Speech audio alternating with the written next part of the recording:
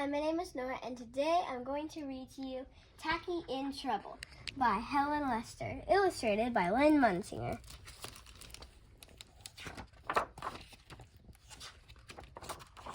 As goodly, lovely, angel, neatly and perfect sang sunrise on the iceberg, the sun rose on the iceberg. They felt very much in charge. "What's happening?" blared Tacky the penguin, greeting each of his companions with a hearty slap on the back. After breakfast, the penguins went about their morning activities. Whether they were ice block building, napkin folding, feather combing, or ballroom dancing, Tacky was the odd bird. Then it was nap time. Nap time for all, that is, but Tacky. "What a great day for surfing," he cried. "Would that be fun or what?" "It would be what?" said goodly, lovely, angel, neatly and perfect. "Go surfing if you must, but please do it quietly." So Tacky took off alone and coasted over the waves. Suddenly the wind came up, filling his shirt like a sail, and he found himself blowing full speed ahead out to sea. He loved the spray on his beak and the thrill of the ride. On he sailed, and on through sunny days and starlit nights. By the time he finally reached land, he was standing on tippy webs on an ice cube. With his little heart beating in excitement, Tacky waddled ashore, ready for an adventure. After being greeted by the strangest penguins he'd ever seen, he came upon a large gray rock. How nice! He had lots of rocks at home. Funny, thought Tacky, this rock is warm, and rocks he knew were cold. And it's a little squishy. The rocks he knew were hard, and sort of hairy. Hairy? He couldn't remember any hairy rocks back on the iceberg. Tacky never could sit still for long, so he did the little rock-hopping dance he'd always enjoyed doing at home. "I don't need shoes, I don't need socks, just my mellow yellow feet for hopping on rocks. Hey! I don't need shoes, and I don't need socks, just my mellow yellow feet for hopping on the rocks. Hey, I don't..." Suddenly, the rock rose up, and a voice louder than any penguin's, a voice louder than even Tacky's, boomed, "Something is tickling my back." Before Tacky could ask, "What's happening?" the rock, whose name happened to be Rocky, grabbed him, and they were crashing through the jungle. Tacky loved adventures, but was this fun or what? He wasn't sure. Finally, Rocky came down to a very great clearing, plunked Tacky down and bellowed, "Flowers for my table." While Tacky was puzzled, Rocky was overjoyed, for she had taken one look at Tacky's shirt and was convinced he had brought home the most beautiful bunch of flowers in the world. "Yes, indeedy, just what I needed to brighten up this dreary old place. Let's see, I'll need a wide vase. It's a gorgeous bunch of flowers, but it's pretty thick around the stem area." Rocky's place. After choosing her widest vase, Rocky plopped Tacky in, and he looked around. The table was set for dinner, with catsup and lemon pie and grape punch and gravy and mustard and marmalade and peanut butter and lots of other good things. Rocky gallumped gleefully around the table, singing, "Flowers make all the difference, flowers make all the difference." "I'm not a bunch of flowers," said Tacky. "Say what?" Rocky trumpeted. "Of course you're a bunch of flowers. Don't be silly." She sniffed Tacky. "You smell lovely, too." "Thank you," said Tacky, "but I'm not a bunch of flowers. I'm a penguin." Rocky eyed Tacky suspiciously. "What's a penguin, some sort of weird plant?"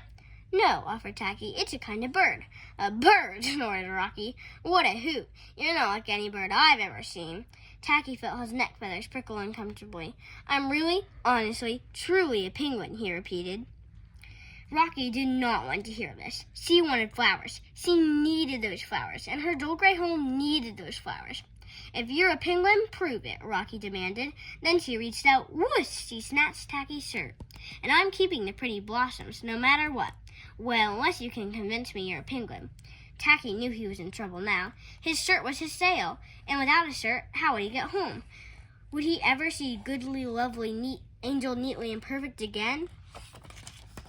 "Hurry up now, I'm hungry, and I don't have all day," snapped Rocky impatiently. "Prove you're a penguin. Do something penguinous." Tacky thought very hard. He just had to show her. Oh yes, he remembered. Penguins march.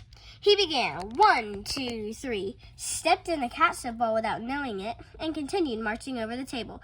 4, 5, 1700. What else? Asked Rocky. Penguins, belly slide. Tacky got a running start, skidded across the lemon pie, and swished and swirls over the tablecloth. Where's that lemon smell coming from? Go on, ordered Rocky. Penguins, dive. Tacky took a bounding leap up and did a splashy cannonball into the pitcher of grape punch. Refreshing. More confused than convinced, Rocky asked, and keep going.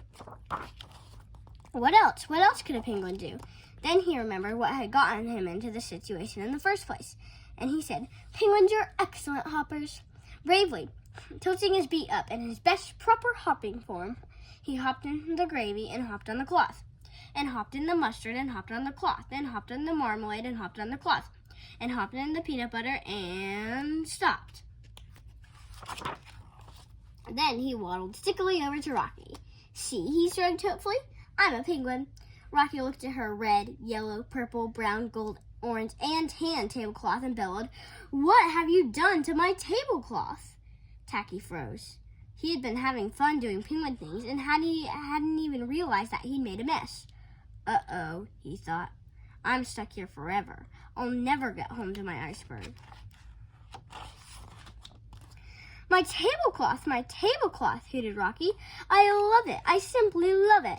Look at those colors. They're brilliant. They're beautiful. And they're so much prettier than your blossoms. No offense. Here you go, you wonderful, odd, whatever you are. With that, she picked up Tacky's shirt and flipped it to him. She also threw him a hot dog, a cookie, and 3 kisses. Thank you, she trumpeted as Tacky waved goodbye and set out for the water's edge. He leapt into a log, thinking, I didn't know ice blocks came in brown. And as his shirt caught the wind, he set sail. Meanwhile, back on the iceberg, Goodly, Lovely, Angel, Neatly, and Perfect were singing Sunrise on the Iceberg. The sun rose, but they didn't feel in charge. Life just hadn't been the same without Tacky.